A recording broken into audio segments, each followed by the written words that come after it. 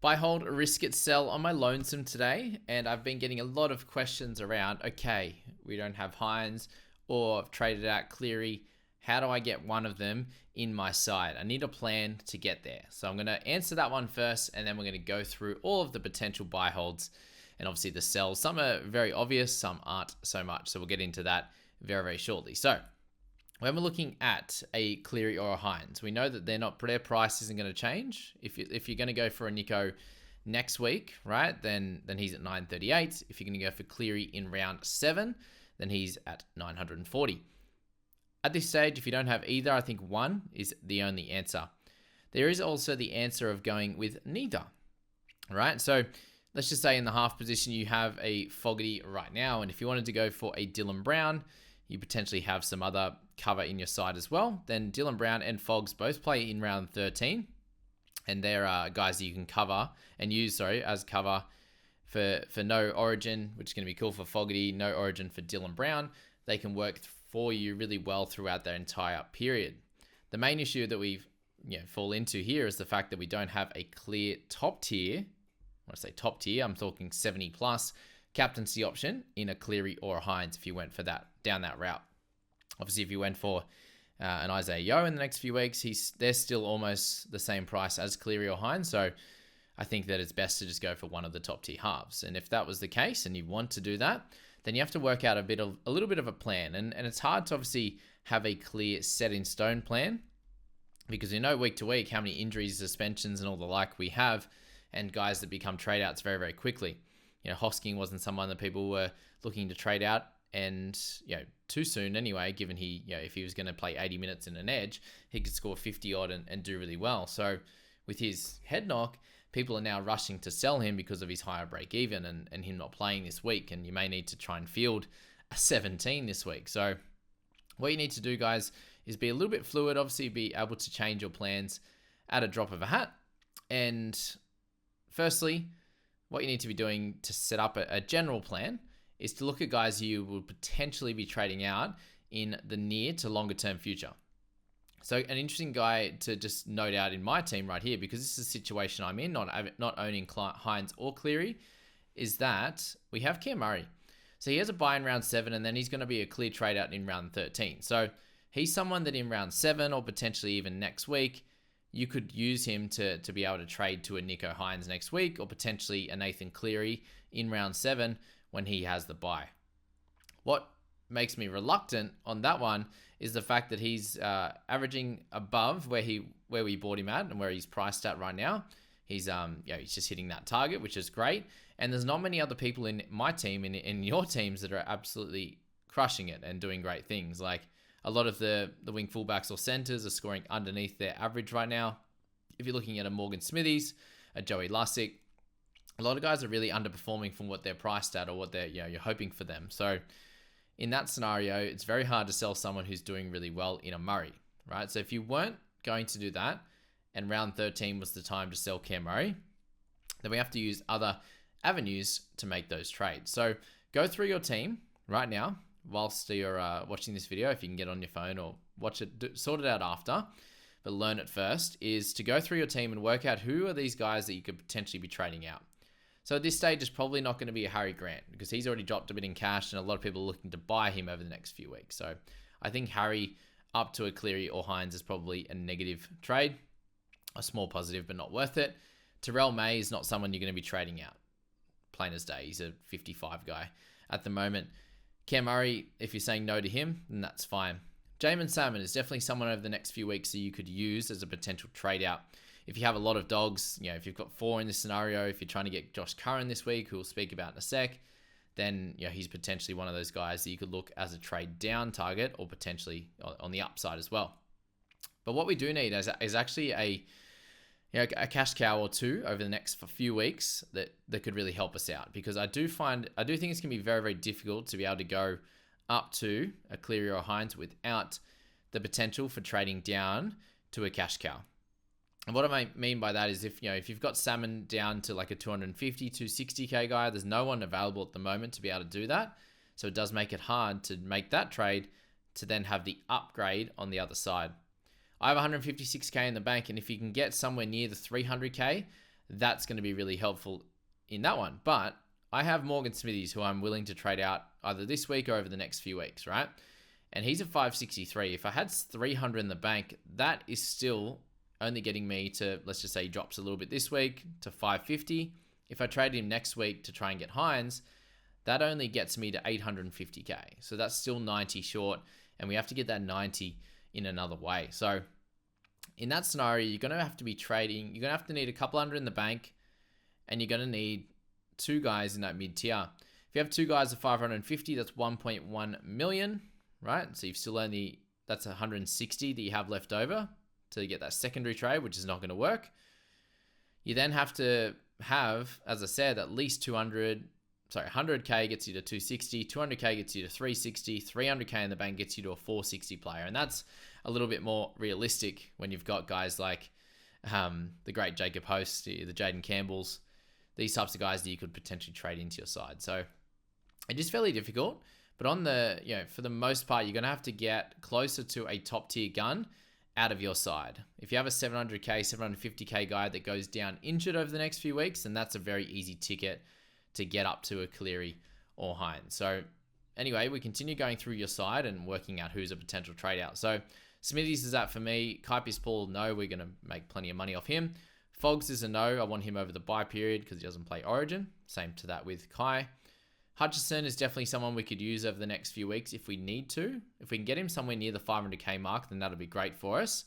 And he'll easily be a trade down to be able to go upgrade on the other side. So he's someone on the potential chopping block over the next few weeks to help me facilitate that big trade. Ethan Strange, I think he's probably at this stage going to be one of the guys we do hold over a little while. Taylor May's on the chopping block, whether it's this week or next week with their buy. He's definitely someone that, let's just say he goes poorly again, gets 30, he'll lose another 30 odd K, be down at 560 as well. So that would be 2 guys, like I said, in a Smithies end of May that would be down at that 550k mark. And both could be used with some salary in the bank to be able to get up to Nico or a Nathan. Karaz, I think, is a fair hold, but if he continues to score 20s as well, he's someone that could be on the chopping block. Perhaps a clear hold for the entirety of the year. And Geordie Rapana, we're still on, I think, borrowed time for him as to if he's going to continue holding that fullback spot or if they're going to make a change in the next few weeks and bring a Chevy Stewart into their side, especially if they start to begin to keep losing. I don't know. It's an interesting one. If they keep losing, they might keep as is because they don't want to bring Chevy into a losing team with a bit of pressure on. Or if they want to slowly bring him in after a few wins and go, okay, we're going to bring Chevy now that he's had sort of 6, 7, 8 games in New South Wales Cup. So Rapana's still on the potential chopping block. Then we're moving to our emergencies. And Levi, I think we're good for a few weeks now. So he's probably not on the clear chopping block. Lussick definitely is a worry, but he could be a hold this week as well. Considering he averages 47 or something in close to 80-minute performances.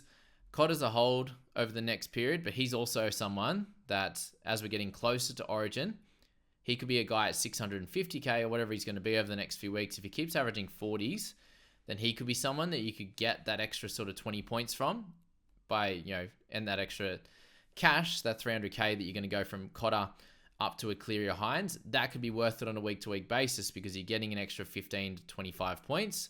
Likely, let's say Cotter's a 45 guy, and we have, even if it's Hynes and Cleary at 65, which is well under where they're priced at, that would still be fine because that's a 20-point jump for 300k, and that's 100% worth it when you get them as a captaincy option as well. So Cotter is someone that we could use for sure, given he's not a end of season keeper, and we're going to trade him out over the bye period because they won't have had any buys until Origin starts, and then they have 3 from there plus the games he misses from Origin and has lower minutes from there. So Cotter is definitely someone that we could use over the next month to potentially get to these guys.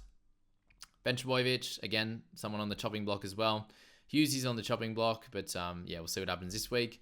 I think Piakura is a hold. He's very highly sold this week at 5%. I think the main part of that is because he's going to be maybe missing for another couple of weeks. We're not sure. Could be back next week. Could be back the week after. We don't know. Could be back in round 8. So that's the slight worry with Piakura. But he's definitely someone you could sell or hold. I'm leaning on the hold side Galvin's a clear hold. He's got plenty of money to make, scoring really well. And then you got Joe Chan as well at 295. So he's someone that he's not named anywhere this week. So he could be a guy that does come back into this Storm side, or he's just out for good and he's a fair sell as well. Okay, so after all that, when I'm looking at my team, it's like, well, what do I do here? Do I get Blaze Talagi this week at 301k for Joe Chan and spend that 6k, leaving me with 150? The question there would be, my sells this week are, a Smithies, a Taylor May, a Lussick in that mid-range, right? If I wanted to move on from Smithies, almost every trade that I'm looking at to make that a worthwhile trade is probably on the up. So we have guys in the mid 500s. We have guys a little bit higher than him, Gutho's, Currans, these types of plays here. And then you're going up into the mid 600s, the higher 600s there that I can get up to. I can get up to 710. I can get a Kalen Ponga. There's a lot of different guys that I could potentially purchase this week with that money, but that doesn't leave me with much salary in the bank. Even if I go up to a 580 odd K guy, that leaves me 130 next week. And that's not going to be enough to get me to Nico or to Cleary. So there's that to think of. And then it's like, well, do I just focus on making sure that my team's good over the next few weeks and not jeopardize it in getting a guy that, he might be a little bit cheaper in an Angus Crichton or something like that, but we don't know what type of minutes he's going to get. Do you go Jacob Host, but then have him out in round 7, who's obviously cheaper as well? Do I go for Jaden Campbell this week, who at 450k is definitely someone that you could purchase to save some money and leave you with closer to that 270, 280k in the bank for the next few the next big trades in Cleary or Hynes, but maybe is not the best play coming into this week. So there's definitely a lot of questions, and you have to look to next week and go, well, can I double trade, whether it was Cotter and May, down to the next cheapie that comes up, because there's no cheapies coming up that we know. Like Kale Iro, if he was to manage to keep that center spot, then he could be a buy next week, but we don't know if that's going to be the case. We probably need an injury or two to happen for a cheapie to pop up and be a really good option, because we don't have Xavier Willison either this week. It does make it very hard, and I understand why people want to try and get a plan for Cleary and Hynes, but just make your team as good as possible over the next few weeks with a little bit in mind that some salary in the bank or a potential mid to high, tier 45 average guys that aren't keepers, like a Cotter. He might be a 50 guy, but we don't know at this point. Currently averaging 48.5. Maybe that's where he is going forward. What a beautiful face that is. A Cowboys legend. So that's my general thoughts, guys. It could be one of those guys that you trade out and use that cash and then downgrade a Taylor May. And that could be something I do. If I have 100k in the bank, I could go... so say I got 100k. I go Smithy, 130k. I go Smithies up to a 580 odd K, a Gutho or something like that this week. And I go Chan to Talagi. Awesome. Next week, I have 130k in the bank. So Cotter stays at, let's just say, stays at 650. 130 on top of that is 780, right? Plus Taylor May, if he has a shocker and gets 30, he's down at 560s. That's like a worst case scenario. Well, not worst case, but let's just say a pretty common likely outcome. 780k with Cotter, plus the 560, right? That sits me at what? A bit over 13, 1.3, which means I can get a 350, 380, 400k guy at best for my secondary trade-in if I went Cotter and Taylor May. So that's not too bad. There's going to be some options around that price, I think, at least. Someone that you could get, one player at least, that you could trade in for that type of price point, if that was the way you wanted to go, right? If Lussick ended up being a sell, if Murray has a head knock, an injury, something like that, right, and then he's out for around 6, 7, then 13 onwards, then he could be a trade. If Grant has an injury, there's a few things that could pop up. Karaz, all these types of guys, right? We have 21 players. Half of them are worth a good amount of money and could get injured or suspended. So we're going to touch wood for that.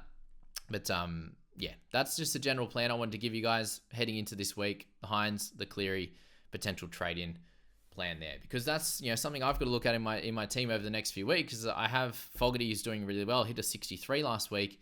But if you're missing out on a Cleary and Hynes that can average a 70, right? If Fogarty's a 60 guy, Cleary and Hynes are a 70 guy, we don't know that.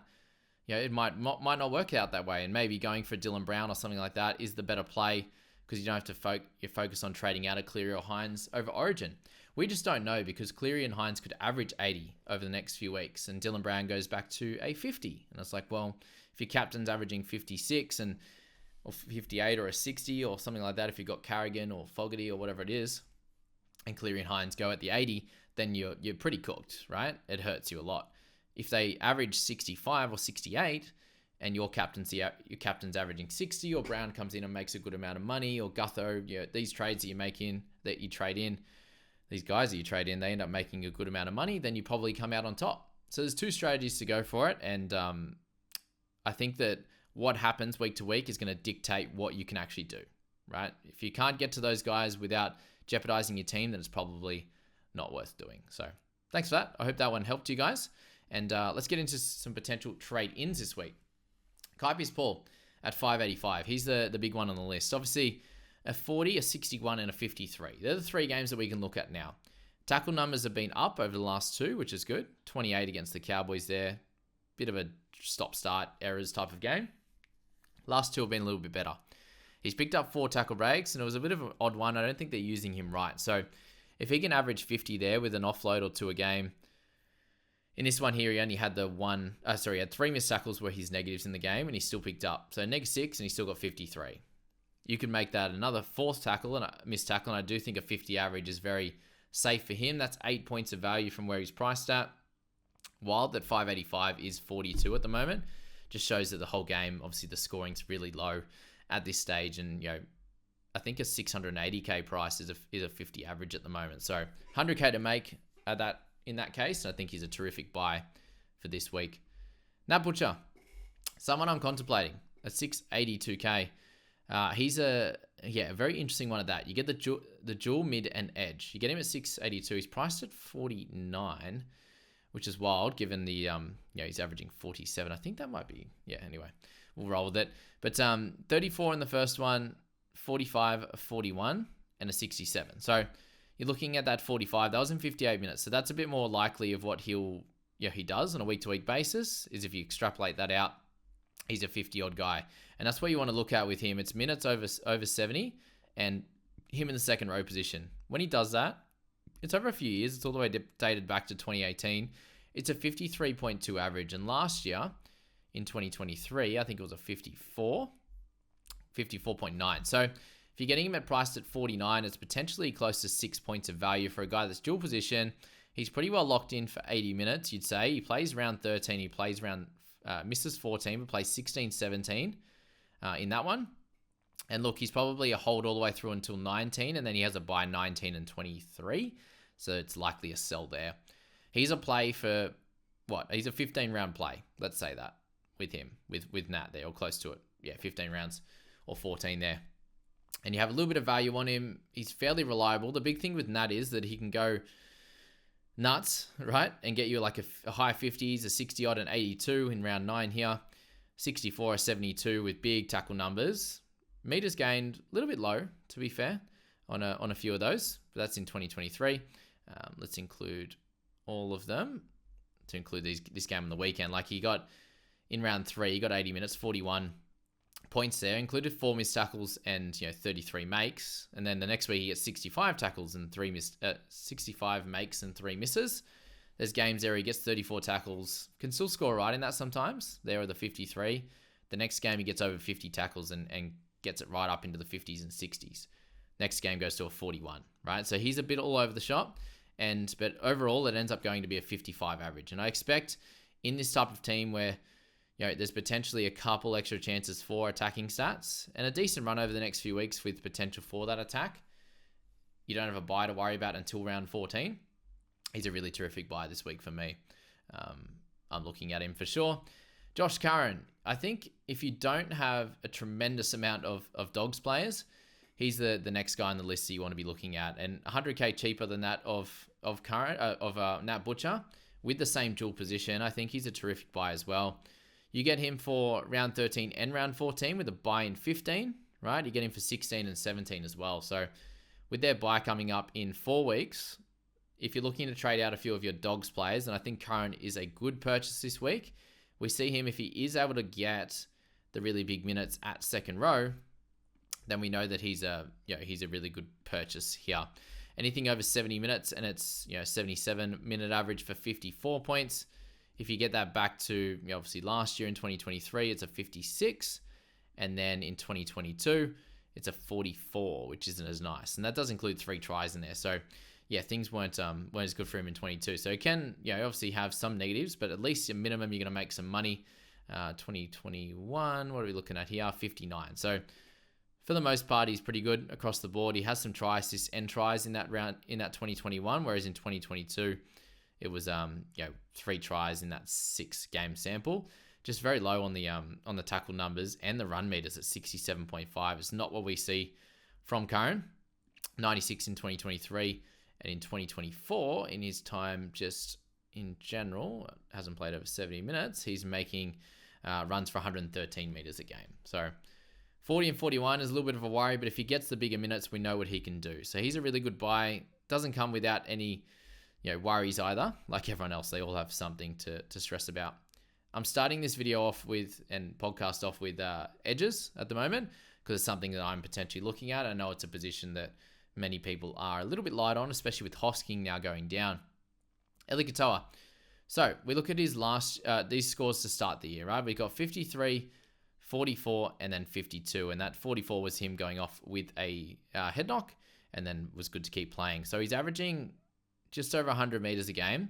Tackle numbers are really good as well. He's missing 2 and 3 a game, getting an offload a game, getting a couple of tackle breaks. But we have 1 try assist, line break assist in that round 2. We know that this is a team with the Storm, with the, now Munster being back, Hughes being back as well. He missed out in round 3 and just got through his base, that he has the ability for attacking stats. And we saw that last year, that when he was able to get the good minutes there, so let's go over, what does that make it? Yeah, over 60 is cool. That works. He averaged 51, right? So that's 4 points undervalued in my opinion. I do think he will be better than last year as well, because the attacking stats didn't really come until right at the end. And you see there when he gets, the odd try assist, he can go really well. 2 try assists in one game for 59. He had a 58 with 1 line break, a 63 with 3 line breaks. There's definitely scope for him to go really well. After the head knock, he got a 25, 44 in there. So I think that a 51 average for him is pretty solid to get. Like, you probably look at, if you go Eli Katoa or Nat Butcher, then probably Butcher's the play, given he plays, he plays round 13. Ellie doesn't, so that helps for that week, and the dual position with ability to hit a 55 average over a longer time horizon. But Ellie, really cool option for sure. Probably more of a super coach option. I'm looking at him in that one, but yeah, definitely not someone that you should leave out of your potential plans.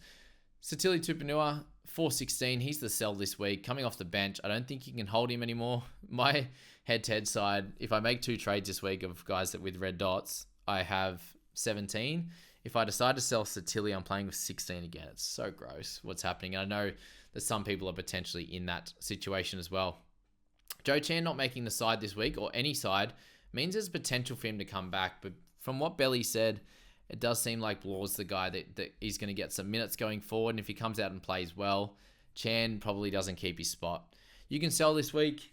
You can hold and use him as a looper over the next few weeks. That's fine as well. And hope that he comes back with that low break even and could get some decent minutes. So hold or sell is fine. Blaze Talagi, the only cheapie option of the week. Did pick up a line break assist last week, but no real attacking stats. 20 makes for 3 misses, 14 in net tackles with 110 meters. That means that he should be able to get you a mid-20s pretty easily. And if he can get attacking stats from that, that's really cool. It's more of like a, 6-week or 7-week play? Probably 6 weeks, because you got the bye in there. So 4 games until the bye. You can reassess from there. Hopefully he's earning stripes enough that he somehow keeps a spot somewhere in the side and he could be good over the next period. But if not, it's a 4 to 6 week play to make you some good money. And with cheapies, down the bottom of the barrel, there's not many of them. That he's the best cheapie of the week. Move to the halves now. SJ, if you want a half, he's terrific. If you don't need a round 13 half, but you need a 14, 16, 17, and 20 guy, then SJ is that play. He does miss the last round as well. So he's one of those guys that obviously there's 4 teams that have had a bye so far. He hasn't. He's priced at 56 right now, and he averaged in the early 60s last year. He hasn't eclipsed the 60. He's got a 60 and 259 so far. Back kicking goals, that's good news for him. I definitely think that he has scope for a big improvement. But at that price, could you go and get a little bit cheaper in that of someone named Dylan Brown, who does play 13, misses round 9, but we see how he scores when he's not partnered with Mitch Moses, and he's the guy. A very slow start over the first 3 games, averaging a hair under 40 there, and is now priced at 48. And what we want to look at with him is when he's playing halfback, or he's playing 5/8, whatever we want to decide. When it's halfback, it's 61, 77, and 61, with no tries in that and 3 try assists with a couple of line breaks. So that's pretty cool. You could say at 5/8 without Moses, and we spoke about this last week, but we'll pop it up on the screen again. Without Moses at 5'8", he's 62, and yeah, he's in the mid-60s as well at halfback, and that's obviously without Moses playing in that scenario. So Brown, he does great things, and he's definitely a good purchase this week with about a 50 break even. He's not going to run away from you, so you could wait a week as well if you want to, but there's no issues in their run over the next bunch of weeks as well for Dill Brown. Kalyn Ponga. There's a lot of talk right now about how wet it's going to be up in Newcastle. I'm on the Central Coast, and it's going to be very, very similar. But apparently, there's a few inches of rain going to be coming, and that's all day Friday, potentially into the night as well. And they play at 8 p.m. Yes, against the Dragons, and they have a really good run over the next bunch of weeks too. Roosters going to be a tougher one, but Dogs, Dolphins, and then the Wars into the Tigers, Titans, and if he doesn't play Origin around 13, it's Doggy. So I think that the Knights have the best bye schedule, given they have round 12, which we're not stressed if you have a couple of them. Ponga's a great buy this week, coming off a 52 and a 72. He's on the way back up in price, but again, unless he gets a 60, 70, he's not going to change too much in price. Does the wet change your potential plans? I didn't want to spoil people's parties, but that is something to think about. And do you clearly need another wing fullback right now? That's the other question. Otherwise, he's a great purchase. He hasn't even scored a try yet this year, and he's averaging just under 50. So, Ponga, awesome to look at this week. Do you want to go for someone cheaper? And Clint Gutherson, who also loves playing without Moses, that's for sure. We've seen it over the years without Moses, what he does in this side as well, and it's very, very similar to that of Gutho, of Brown. So what you're looking at there, that's at center. So let's go at fullback position as well instead of center, and it's a 60.7 average over that 13 game sample. That's pretty wild, to be honest. There 60.7 since 2020. So it's 102 in there. He does kick goals pretty much every time, apart from that game against the Bunnies and the Roosters. They didn't score any tries against the Roosters, and then the Bunnies, they were 26-0 losers as well.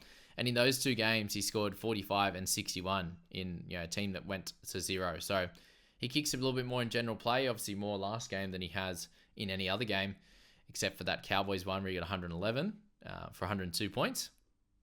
So his scoring is absolutely wild. He got involved in everything last week, the try assists, the tries. It's all happening, and he's a really good purchase this week, in my opinion, at 586. Especially if, in my scenario, I'm looking to potentially sell Taylor May. I could just give him another week and then reassess next week. And if Gutho's out there doing good things, then he could just be the guy this week that you either buy this week or you look over the next few. Clint is a terrific purchase this week, that's for sure. Tom Flegler, 604. As I spoke about in that previous video, round results or something like that, I went through him, and I think maybe he's got about 5 points of value, but plays Origin as well. Misses round 14, misses round 18. So he's a tough one to purchase, given you'll have to get rid of him in round 13. So good buy, but for how long? Pat Carrigan, still the best captaincy option for this week, in my opinion, at 787k. He gets a nice run rate all the way through to round 13. He's priced at 56 right now, but you're buying him for his scoring and potentially sort of 3 or 4 points of value that he can gain into the 810, 820 over the next bunch of weeks.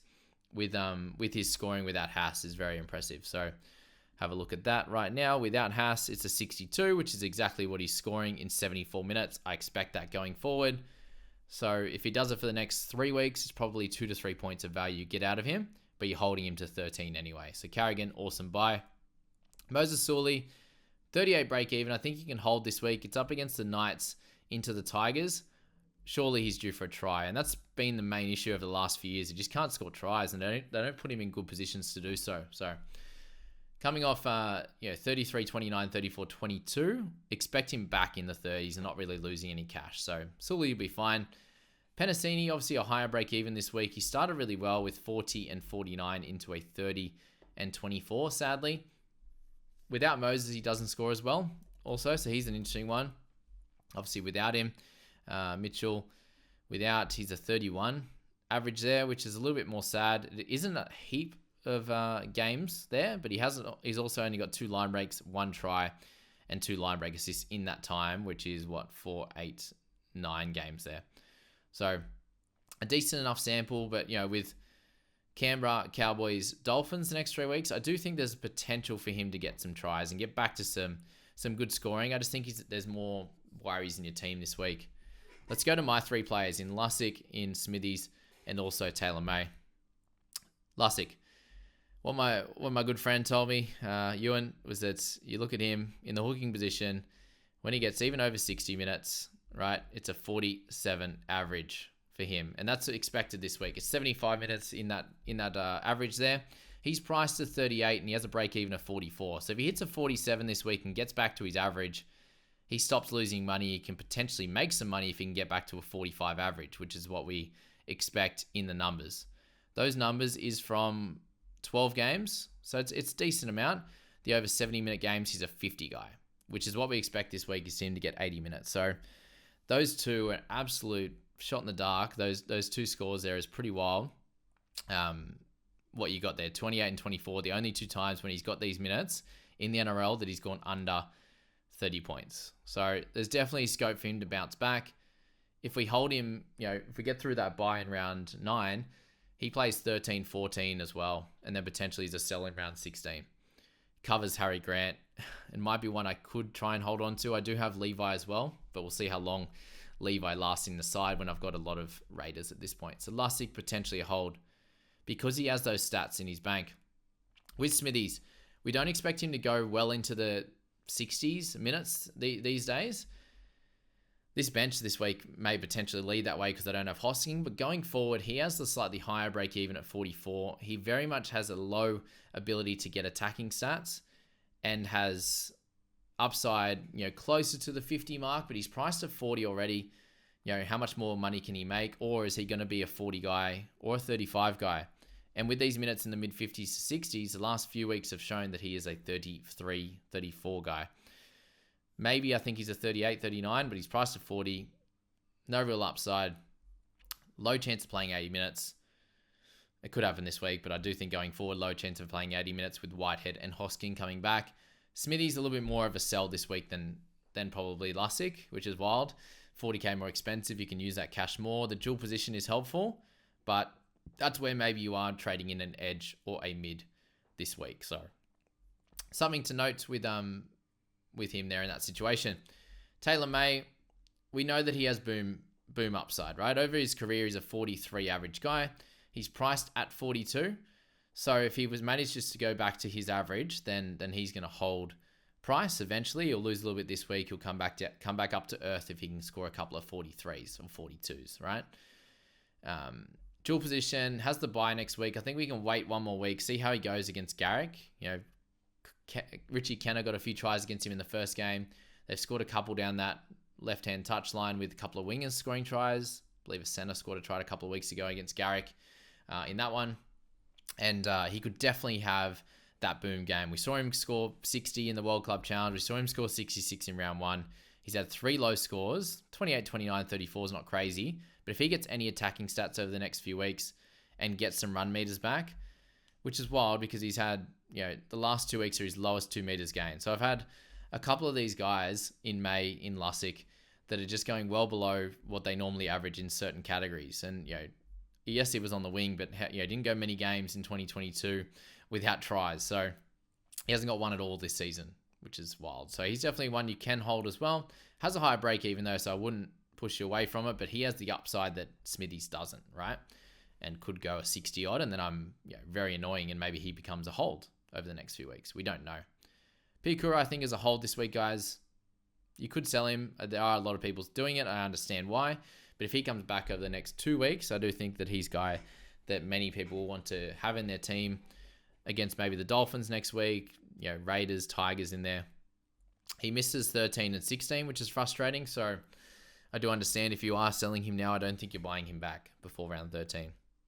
Harry Grant, he's got through his first bye. Now you can get him all the way through to round 13 and potentially as a hold throughout that period if you want, given he only misses 13, 16, 19. But could also be a sell also.